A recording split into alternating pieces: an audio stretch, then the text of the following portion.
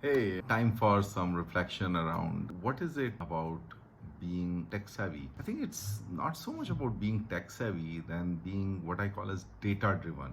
And it's a mindset that whenever you are trying to address a challenge or solve a problem or manage something, you're focusing on the data elements and the nitty gritties around it. So let me tell you a completely different experience around building an organization by being data driven. So this was when, I was trying to build an IT organization, and where it was. And it was really overwhelming given how understaffed we were. And we already had a IT strategy built, and what kind of hands we needed to execute that IT strategy and to drive that kind of business transformation and sustain that business transformation. So, well, we started out like everybody else that, what are the different processes which are currently passively managed that need to be actively managed. But then I thought that was not enough. And I asked my team to start putting the numbers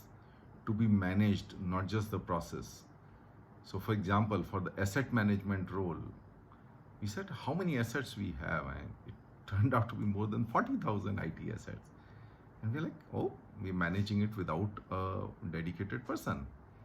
And like that, we started putting all those numbers on the technology side as well as on the business side. So, on the business side, it was, hey, let's say how many IT users we have in this particular area, and do we need to have a relationship manager, and how many of them we have this amount of IT support which is being generated in a particular geography.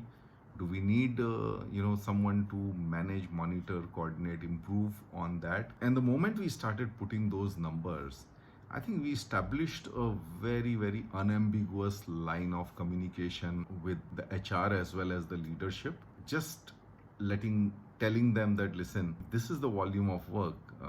You do need someone internally to manage it, not just outsourcing would work. So just putting the numbers in addition to the processes to be managed got me one of the biggest manpower approvals at that time. Well, surprising many of my peers. But at the center of it was data and being data driven. Being data driven means many things in multiple different roles, but it is primarily about keeping your emotions aside or qualifying your emotions with the facts of the matter, with the data, and that helps have a very, very professional conversations with people around you. So, not to say that you shouldn't have emotions, but qualify them with data, be data driven, and look for where is that data that is causing concern or challenge or even delight to you. Does it connect with something in your experience? Share your story with me